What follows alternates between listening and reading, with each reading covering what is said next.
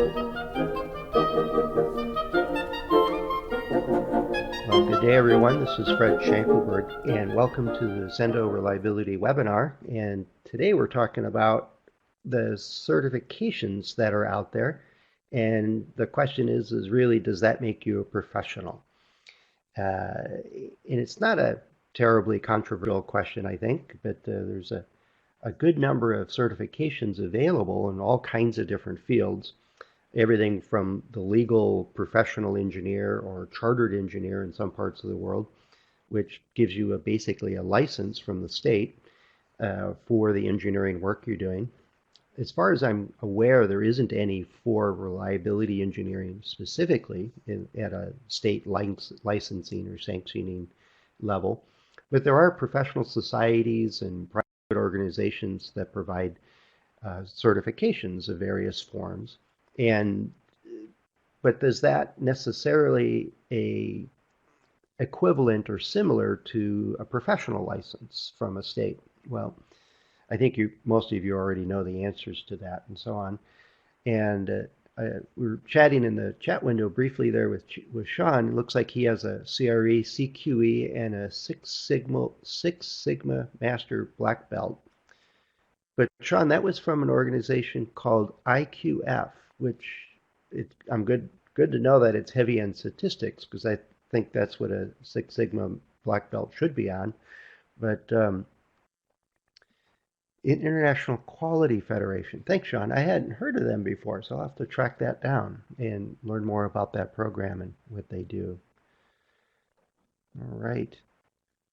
Well, that's an easy URL, and iqf.org. That's great. Thanks, Sean.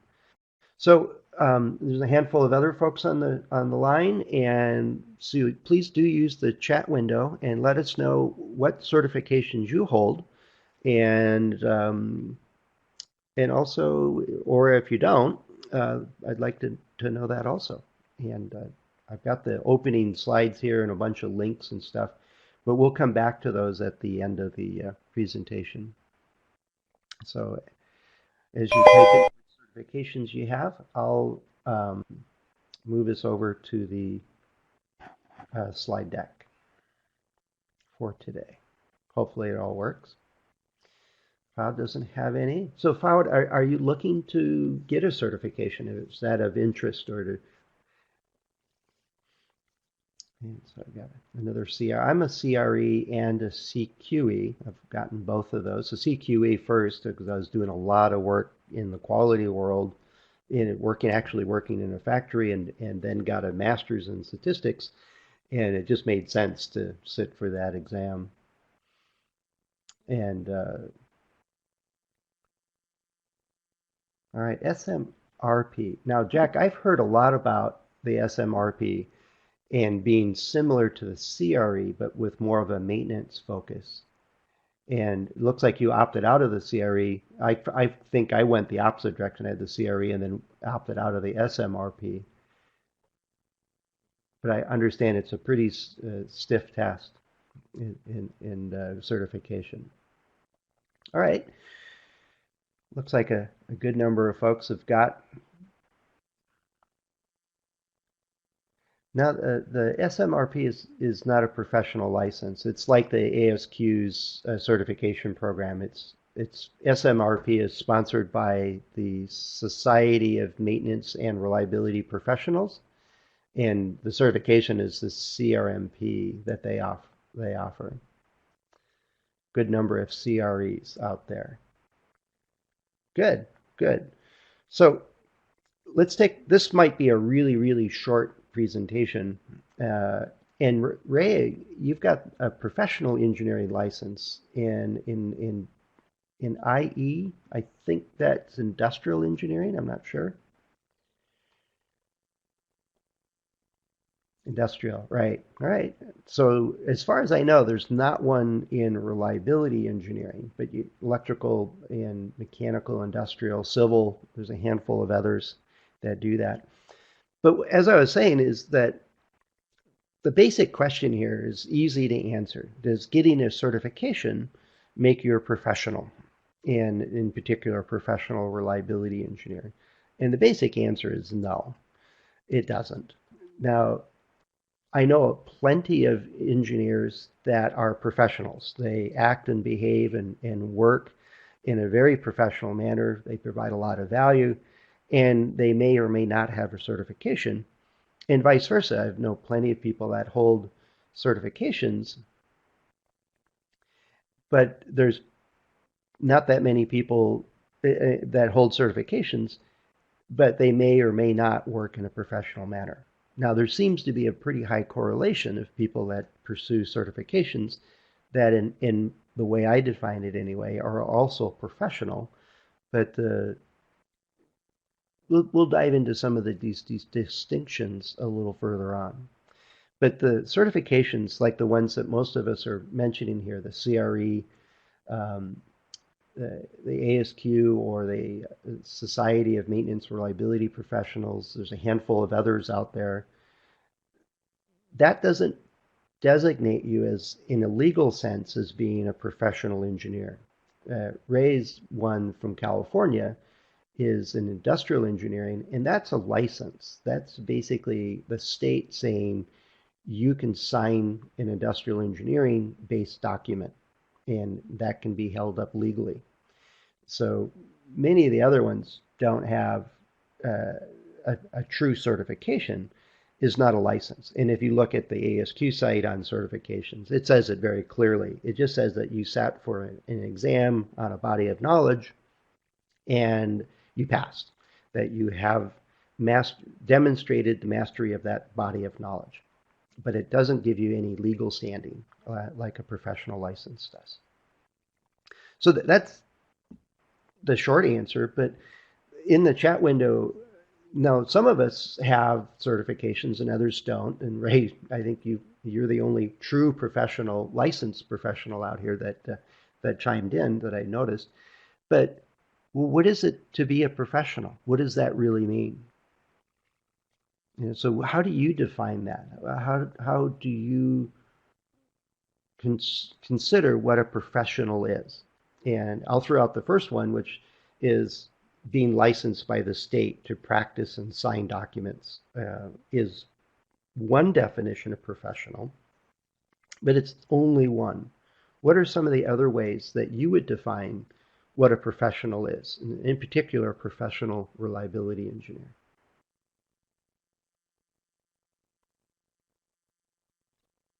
Gives me a chance to take a sip of water here. And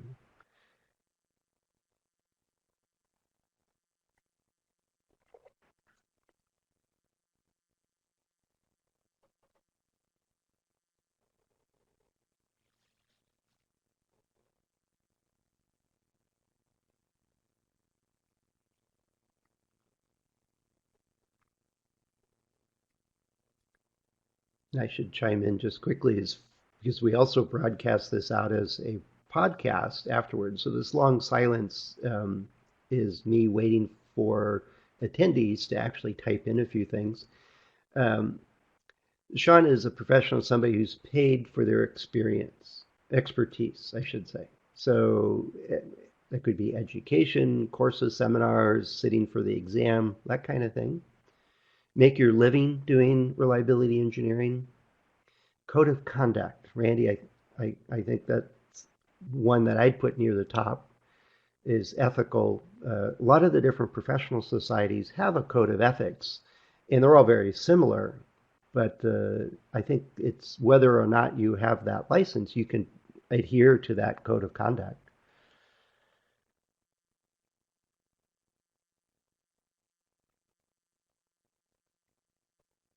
Sean, more and more today, though, you can get free college education courses like through edx.org and other places uh, that I think having to pay for the courses is eroding to some extent. Plus, we do a lot of on the work education, and we're not paying for those directly oftentimes. But it does take an investment to master a field, especially reliability engineering. Providing good quality products for your customers. I appreciate that. Good one, Jim. Knowing the right questions to ask.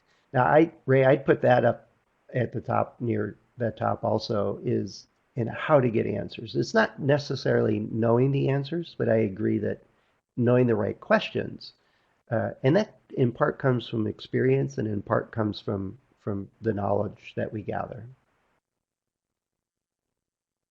All right, I think we hit on a good number of them there.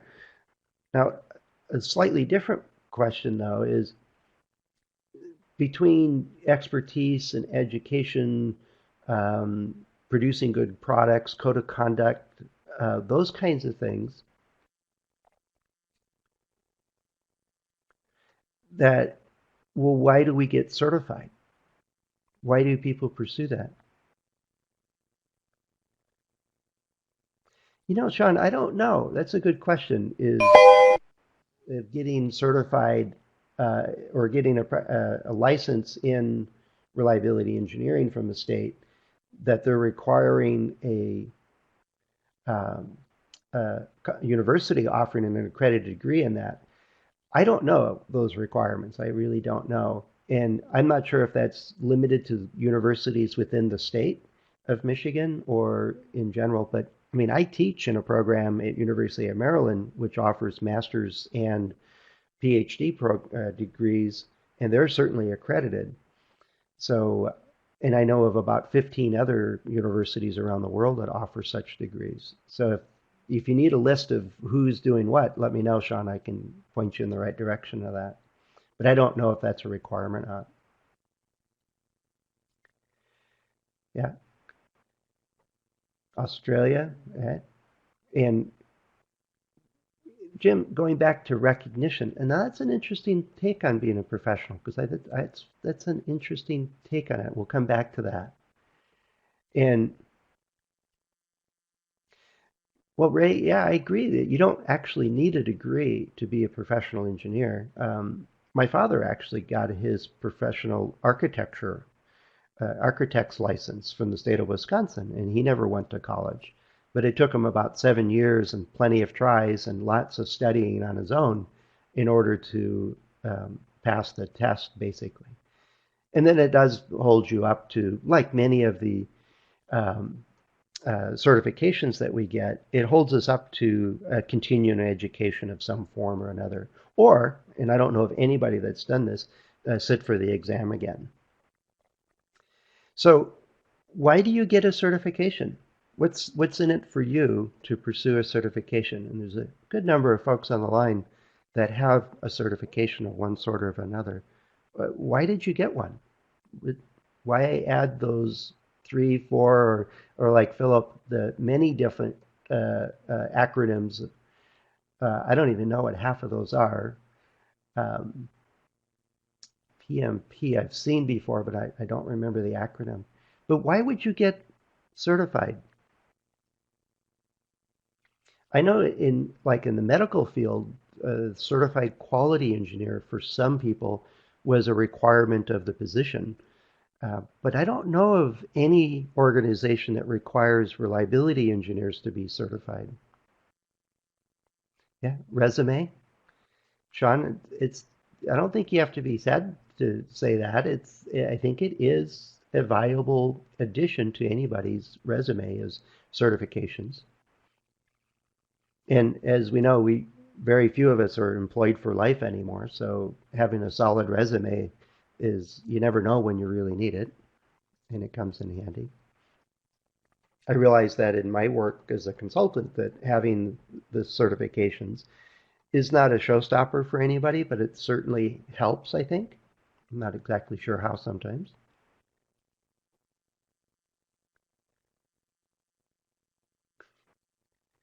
Employers like acronyms, yeah. Randy, what do you mean it's the DoD's certification is, uh, I'm not familiar with that policy.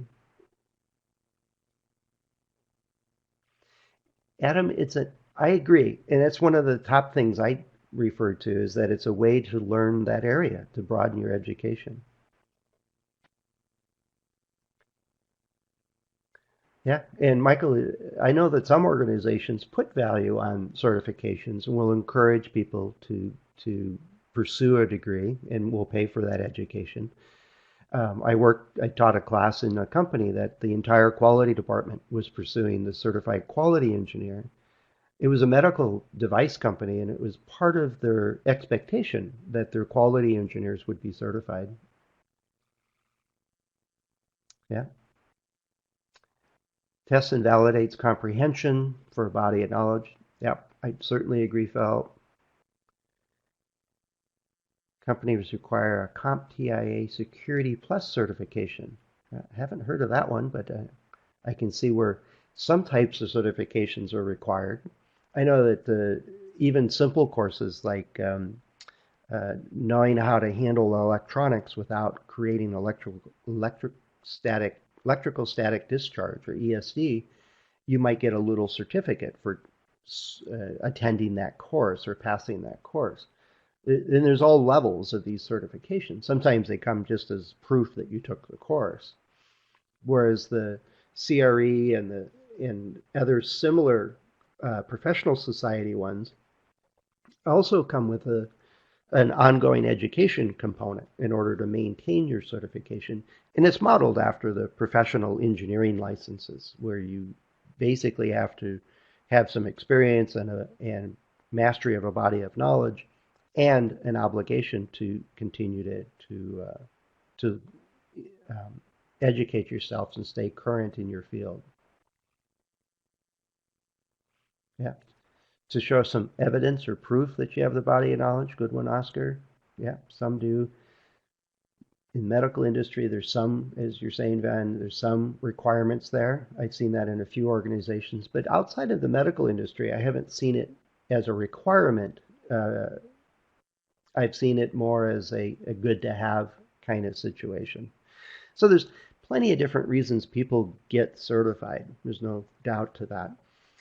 But it's really not it's not the same as being a professional.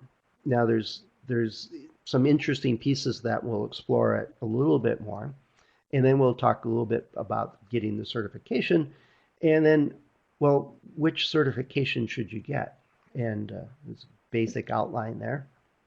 But the basic answer to the title of the session is getting a certification, say from ASQ for the Certified Reliability Engineer, mean that you're a professional? Not necessarily, but it does help you in understanding the technical aspects of reliability engineering. And as a few people have mentioned, is the CRE is, and I think it was Sean early on, said it's a very broad body of knowledge. It covers pretty much all of the quality statistics, plus the reliability type statistics, which are slightly different. It also includes management topics. It includes reliability planning and testing, environmental testing.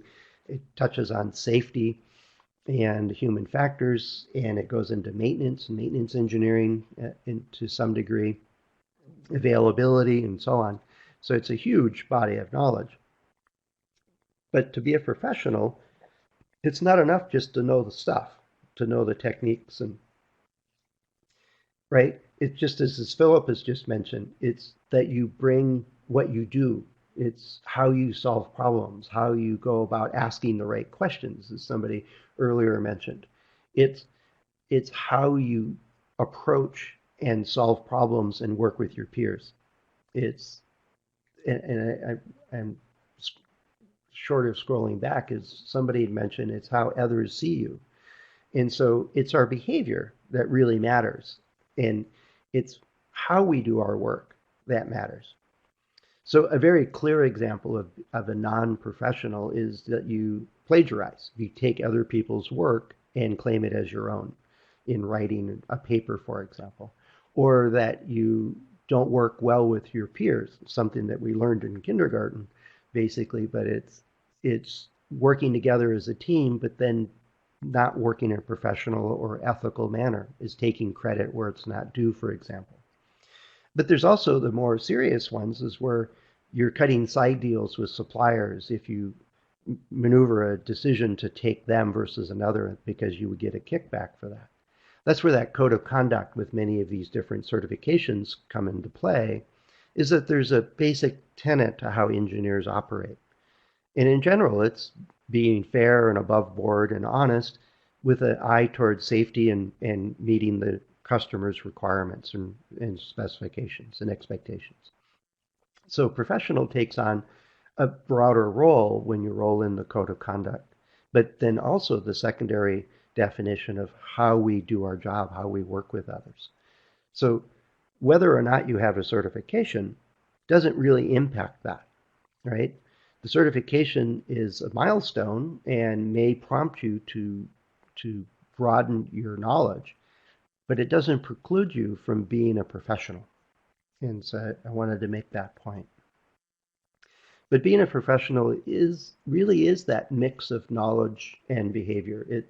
It's knowing the information in reliability engineering, for example, when to do an hypothesis test, when to do a life data analysis, the different tools that are available to you, is something that we're constantly learning and evaluating and adding to our toolbox as we go. I think there's this ongoing education that whether or not we have a certification to be a professional, I think we need to do that. We need to continue to learn how to ask better questions and how to solve more complex problems.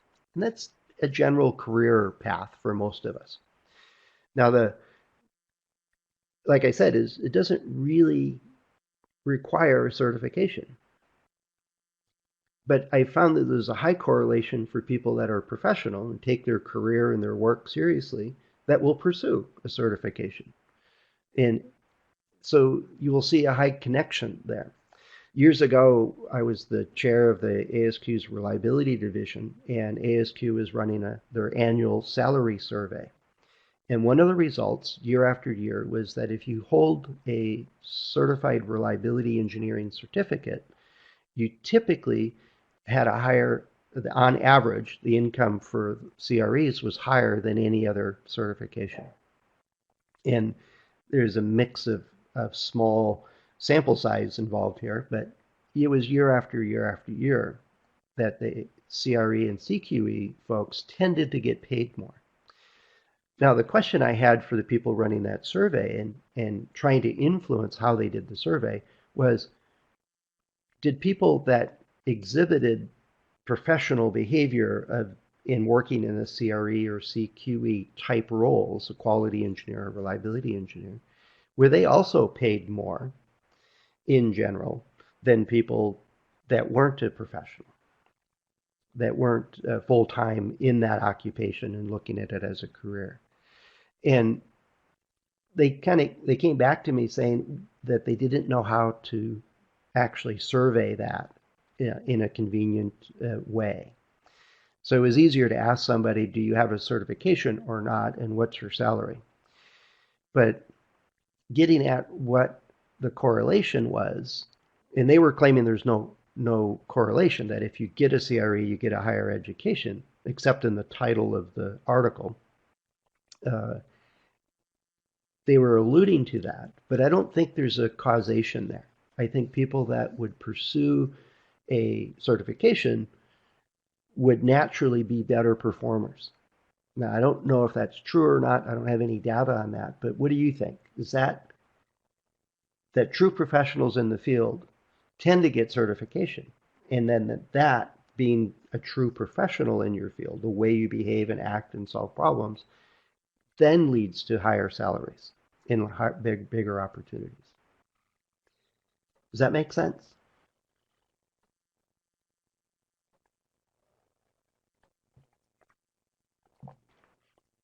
And now I just need to figure out a way to survey that or find out. Although I'm not interested in going back to college and do a PhD in this field, but I think there's a relationship there that I think if we focus on being a professional first, the certifications will come. But I think the benefit is in how you apply the knowledge and how you work.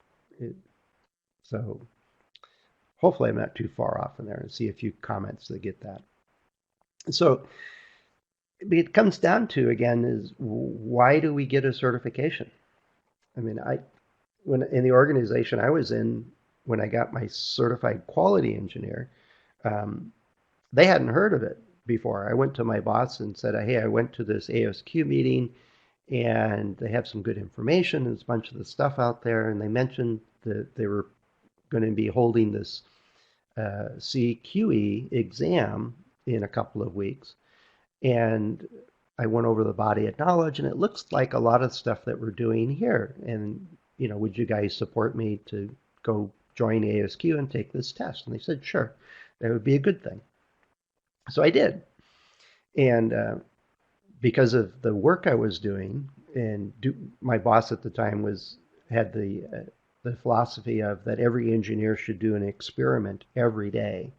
And so we were doing hypothesis tests and design of experiments and setting up control charts and doing all kinds of different studies in our factory. And plus, I was in the midst of pursuing a master's degree in statistics. So the hard part for me was the management questions, but everything else was stuff I did day in and day out. So it was a pretty easy test in that regard. But I was pretty fortunate because of the place I was working and who I was working for. But so for me, getting the certification was, why not? But for some people, it's a requirement of their position. In other people, it's a milestone or a goal that is a part of a career progression. But I think the biggest reason I hear, and I heard it here from a number of you that chimed in in the chat window, is it's a way to broaden your expertise. Sean early on mentioned that the CRE is a tough test because it's such a broad body of knowledge. Now, when I sat for the CRE, I was working in a product development teams and doing accelerated life tests and using statistics day in and day out. But the maintenance part was completely new to me. So that took some work and some study and some research and having the right references in hand. Whereas if you're more in the maintenance world, asset management world, you may not have much knowledge about the product development process and the intimate day-to-day business of it. So depending on where you're coming from in your experience, the test is presented to you as a very broad body of knowledge. In some areas you know really well, in some areas may be brand new. It's very rare that somebody sits for that exam and knows every section of it. That's a pretty broad, tall order. So most certifications have this body of knowledge defined, which then suggests that you have to either refresh your knowledge in some areas or expand your knowledge into other areas. And that's not a bad prompt to set a deadline and go do it. So years ago, I wanted to run a marathon. So I put it on the calendar. I paid the $40 or whatever it was, and said, well, I'm going to train and prepare and go run a marathon and get my t-shirt, basically. If I hadn't put it on the calendar, though, I probably wouldn't have trained very hard. And I think it's similar for some people to sit for a certification, is that you meet the basic requirements, then put it on the calendar and get yourself in the mode where you need to go learn to go do this stuff. So that's one part of it. A good number of people mentioned one reason for getting a certification is to confirm to your employer or future employer that you've mastered that body of knowledge, that you're familiar with this area. Now, most of the time, people are not looking for just the CRE on your resume. When I talk to people doing hiring, they're looking for how you use that information, how you've actually accomplished something with the information in the CRE. So have you designed an accelerated life test? Have you worked with teams for design for reliability? Have you calculated availability of a line, for example? Have you created reliability models? And do you know what a reliability block diagram is as opposed to a fault tree is, for example? And can you explain how they're used?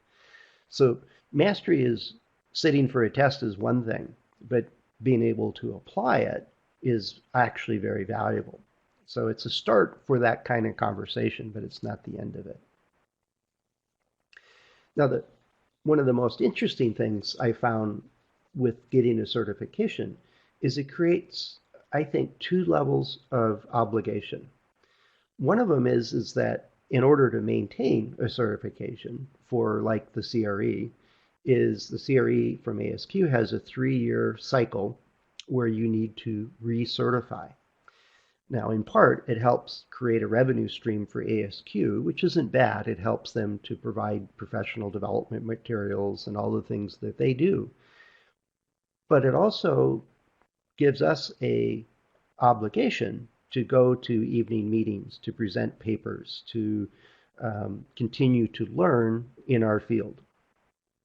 And there's many, many different ways to do that, from writing a book to um, hosting a webinar, for example, in the topic area, or attending the webinar. And by the way, I think I fixed the messaging system. I finally got word back from Adobe that they fixed a bug, so you should only get one message saying thanks for attending, which you can use for recertification units with ASQ, and I think with the Society of SMRP. But let me know if you get more than one, because I want to make sure it's working before I set it up on all the future webinars. But one obligation is that continuing education, and attending a webinar like this is one way to continue your education. And you get so much credit for that. The other obligation is to meet the tenets of that code of conduct, is to actually work as a professional. You're holding this certification, and part of the sign-up process for the CRE includes that you would abide by the ASQ code of conduct, which is very similar to other engineering professional societies, and it's pretty much common sense. Is be fair, above board, not self-serving, those kinds of things. But whether or not you do that on your own, signing up and getting a CRE is now saying that you're committing yourself to abide by that code of conduct. So it sets up a two-tiered obligation. And I'm not really sure I spelled obligation right or not. This doesn't look right to me, but anyway. So some of you have gotten more than one certification. How did you pick the certification that you have? Why did you pick the one that you have? Go back to the chat window here. Or as I think there's a couple people that have multiple certifications, and I've seen some like from ASQ that have just about anything ASQ's ever put out there. They've sat for and taken that exam. Yeah, based on the need of the organization, guidance of a mentor. Got a good mentor there, Adam. I imagine. Hopefully, it's worked out for both of you. Most relevant to your day-to-day work. That was with me for the CQE. It was pretty much what I was doing, and then later, as I moved more into reliability, I was there. Yeah, because it was what you're doing day to day, and exactly right, Jack. I think a lot of people see it that way. Yeah. So there's all kinds of certifications out there. Yeah, working in the area. Michael working as a reliability engineer. Jim thought it was the toughest, and yeah, a lot of people say it's a tough task and tough certification to get. That's just because reliability engineers are so tough, I guess, or good or professional, whatever. Yeah, and it's a way, especially in your own career, is a milestone because it takes a combination of education and experience to qualify to sit for the exam. And it usually, like especially for the CRE, is such a broad body of knowledge. It does take some work before you sit for it. So the CRE is one a lot of us are familiar with and mentioned. It tends to focus on product development, reliability work. It has bigger emphasis on that than the maintenance part. The maintenance and availability section is pretty cursory compared to the uh, Society of Maintenance and Reliability Professionals, the CRMP. It tends to focus more on maintenance reliability type work. a bit more heavy into asset management type topics, as far as I understand it. I haven't sat for the CRMRP. I've gone over the body of knowledge and noticed that just a lot of overlap, tons of overlap, slightly different focus in where it goes. Now the CRE, um, the Accendo reliability site is, I've just closed, or in January, I launched a course, a self-paced CRE preparation course, and closed it because I wanted to finish the development of it and so on. I got a handful of students that are going through it and giving me great feedback, and expect to open it up again, I think in June. So if you're interested in that, you can go to the link, the Certified Reliability Engineer in blue there is a link, and you can sign up for an email list if you're interested in taking that course. And there's more details when you sign up for it. But I also teach it through the local ASQ's section. Teach it live online, so you can be anywhere in the world and take. We had one student in the first session we did that was from Norway, was getting up at 10:30 at night to attend the class, or staying awake late to attend the class. But so I'm most familiar with the CRE and actually teach those courses. So end of my advertising there. I've heard lots and lots of great things about the CRMRP, and much like the CRE is a tough test, broad body of knowledge, but tends to focus more on maintenance, which is appropriate. And SMRP is a professional society focused on maintenance and reliability professionals. So it does a good service to the industry and the profession, more so, I think, than ASQ does. ASQ's reliability division is relatively small within the larger organization, and is getting good stuff out, but not a focus on reliability like the SMRP folks do. Now, there's plenty of other societies out there. Another one that's relatively new, and I thought was a really interesting certification, I think it's been out for maybe a year, maybe 2 years, is the Certified Reliability Leader from the Association of Asset Management Professionals, AMP. And it's a pretty good size professional society. I think it's just over 50,000 members. And it's a bit more focused on maintenance, but in asset management.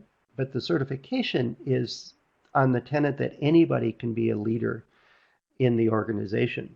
So from technicians through senior managers can, based on a combination of knowledge and adding value, can actually be a leader in their organization. And to some extent, this is similar to a thought leader, but the idea is that it's a combination of the basic knowledge of reliability engineering and more of in a maintenance type program.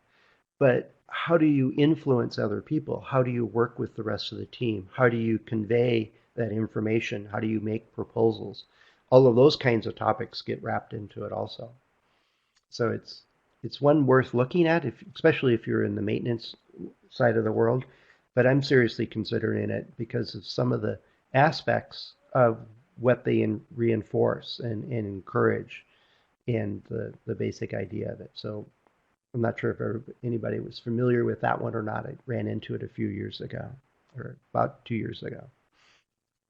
Now there's tons of other certificates out there. Some of them are like at the Reliability and Maintainability Symposium is really just an encouragement that you come back to a conference again. So the certification program there is based on how many tutorials you sit in on. And it's not possible to get the certification in one attendance at the conference. So you have to go at least 2 years to get enough tutorials to qualify for the certificate. ReliaSoft offers a certificate in reliability engineering, and it's based on a mix of the coursework. So you have to pay for a certain number of courses from ReliaSoft and do some project or body of knowledge using the tools that you learned there. So using their software, solve some problem, do some analysis, and they'll issue you a certificate. University of Maryland and other universities are offering small collections of courses, say 4 university level courses, that instead of being in a master's program, that you get a certificate. And then there's also certificates where you just take the class, participate, maybe pass a test at the end of the course, and you get a document saying you took that course. So they all different levels, different kinds of certificates, different obligations that come with them, and so on. I tended to focus on the ones that I imagine that you were expecting, is the CRE, the CMRP, and the like. But there's lots of them out there. You can get all kinds of paperwork for your suitable for framing kind of certificates. Um, but as the main point was, it's really what you do with it, with that information and knowledge. So, in summary, basically, it's getting a certificate is an acknowledgement by a third party that you have some level of knowledge, that you have some element that you've got there. Doesn't mean you're a professional. That's up to you. That's how you work, how you behave, and what you do. Now, getting a certificate has a number of good things that are associated with it. There's nothing wrong with getting a certificate. It's just that in my mind, it doesn't make you a professional. But it certainly is a milestone for many professionals to get certificates from professional societies, for example. So I think there's intrinsic reasons for getting it. It's a milestone or a accomplishment in proving that you've mastered a body of knowledge, but also it's good for your resume. It's good for your employers may look kindly upon that. Now, when I got each of my certifications from ASQ, I didn't immediately get a big pay raise. It took time to show that I could actually add value with the knowledge that I gained by pursuing those things. And then there's lots of certifications out there, and I think most of the people agreed that it's the one that is related to what you do and what you're doing in your industry. So you can pick the one that fits right for your situation, and that's perfectly fine. There's no one that makes the most sense. So I think that's the end of this. I've got a bit more time for questions or topics like that. I want to mention that we started I'm going to bring up the links and all the other stuff that's available here. So sorry if I move the chat window in the middle of you looking for it. So Accendo Reliability is a site that I've started last summer, and it's hosting these webinars, and the recordings will be there hopefully later today, possibly tomorrow before I get the recording posted. But there's also podcasts. There's 3 different podcasts, one of them which is the recordings of these webinars. And a couple of weeks ago, we started a new program called Mastermind Groups. And the idea was from RAMS is that a few people were saying, how do we continue these discussions that we have at the conference once we get back to work? How do we set up a mechanism that has these around the coffee table kind of shop talk discussions where we can help each other? And so it made me think of what a mastermind group was. So there's Adam Barrett and Celine. I'm drawing a blank on her last name. I'm sorry. It was her idea. Came up with the idea of, well, let's create a mechanism to allow people to find a group. So we've had 22, I think it was 24 people as of this morning signed up. We've started 4 different groups, and they're just getting started. They still have space to take a few more people. And with time zone differences and everything else and interest, we're trying to match people up so that it's convenient to meet. The basic idea is that you meet with a small group, say 5 people, on a regular basis, and talk about what you have accomplished over the past since the last meeting. What are you looking forward to accomplishing in the next period of time to your next meeting, and what challenges are you facing? And then it's the collective input of the group to help you overcome those challenges. And so it's a very basic tenet for these meetings.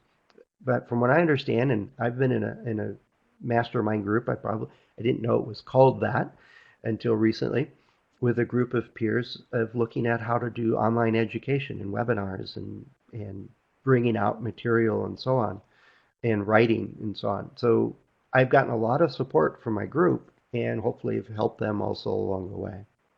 So take a look at that. If you're interested, you can sign up at Accendo Reliability. And let me think, what else do I have on here? Yeah. So let me take a look at the chat window and see what else is on your mind, what other things that you're interested in. And I'm also looking for topics for going more into future webinars and events, things on this session. So I got a question. Sean asked a question at some point here. I don't see a time on it. Seems the popularity of reliability engineering has grown, and why is there not a professional certification available? Like a PE, I imagine you're saying, Sean. I don't know. And as one person in Michigan mentioned, is that the state wasn't recognizing a university program, which I don't think is true worldwide. But the notion is that I don't know that popularity. I don't know. Sean, I don't know why we don't have a professional license in the field. It is a very, very broad field, and it has amazing amount of influence on programs and plants and factories in their reliability operation. But I think part of it is that we're often in a position of influence rather than of, say, design. So if you're a civil engineer and you design a bridge, if you get it wrong and it fails, I think that's why there's licensing going on there, is to make sure that people that do actually design bridges have gone through the rigor of what they need to consider and what elements of the knowledge they need to have in order to design a safe bridge that will last the test of time. Whereas reliability engineering, we might work with the civil engineer to look at the durability of, say, concrete that they're using, but we're not the one making the final decision. So I think there's some separation there.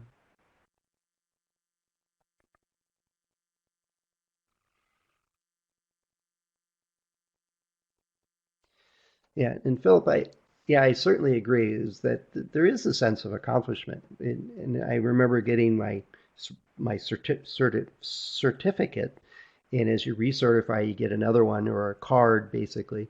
Um, and I always joke that it's suitable for framing, and I have seen them framed in a number of people's offices. It is a market distinction, and I don't think there's anything wrong with that. And it is a nice milestone. I know that ASQ Reliability Division is looking at adding a second tier certification so that it's for like a master of reliability engineering, not a master's degree or diploma, but that you need more experience, you need higher input or value in order to get the second. Like the CRE would be a prerequisite, and then add 10 years, and then there would be another certification process. So I'm seeing a number of people saying thanks, so we'll probably just go ahead and wrap it up. And hopefully it gave you something to think about, another way to look at these things, maybe introduced you to a different way of thinking about certifications. And if you haven't pursued one, it's something to put into your to-do list if it makes sense for you. And hopefully you got a little more information on what they're about and so on. So, all right. And I'll stay on the line here for a few more minutes to see if there's any other questions or discussion points. But we'll go ahead and end the recording. So thanks for attending, and thanks for all the input on the chat window. Appreciate that.